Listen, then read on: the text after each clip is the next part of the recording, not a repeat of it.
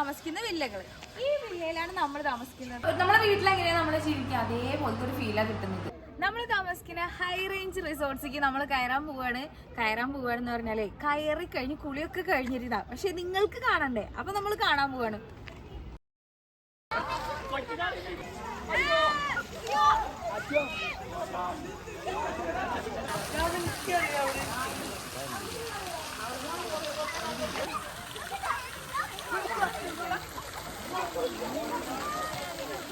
എന്തായാലും ഇനിയിപ്പോൾ അടുത്ത കാലത്തൊന്നും ഫ്ലൈറ്റിൽ കയറാൻ പോകണമെന്നില്ല.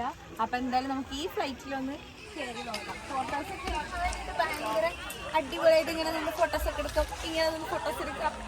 ഓക്കെ,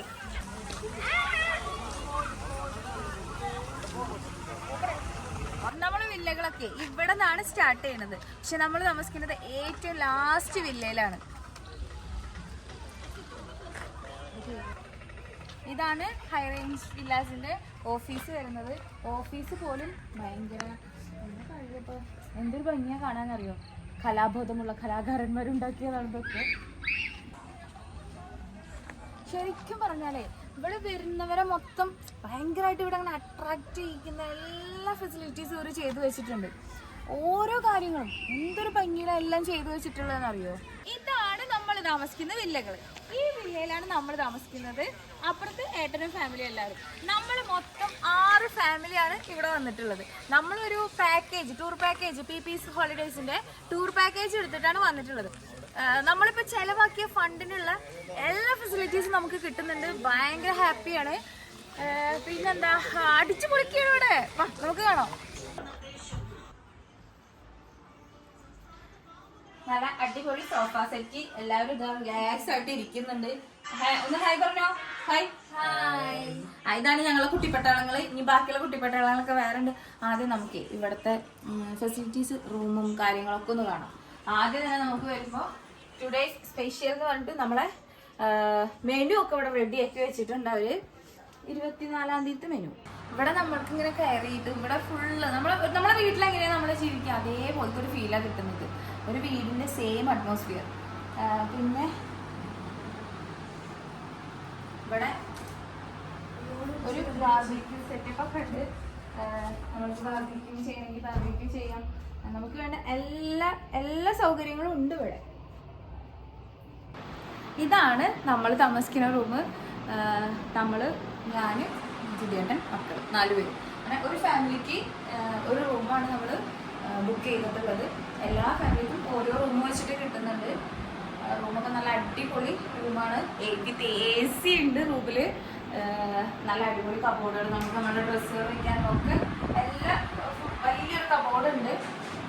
ബാത്റൂം ആണെങ്കിലും നല്ല നീറ്റ് ആൻഡ് ക്ലീൻ ആയ ബാത്റൂമാണ്. ചൂടുവെള്ളം ഉണ്ട്. അതാണ് മെയിനായിട്ട്. തണുപ്പാണ്, ഭയങ്കര തണുപ്പല്ലേ ഇപ്പോൾ. അപ്പോൾ നമുക്ക് നല്ല ചൂടുവെള്ളം കിട്ടുന്നുണ്ട്. ഇതാണ് കിച്ചൺ. കിച്ചണിൽ ഫ്രിഡ്ജ് ഉണ്ട്, പിന്നെ കെറ്റിലുണ്ട്.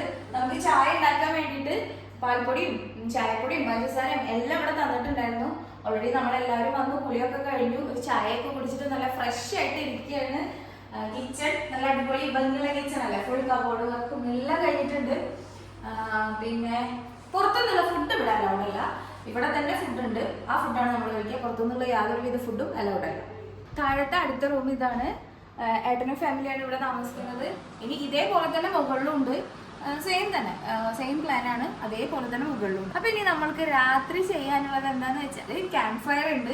ക്യാമ്പ് ഫയർ പൊളി ഫയറായിരിക്കും. Fire okay. ഇതാണ് നമ്മുടെ മുകളിലേക്കുള്ള കോണി.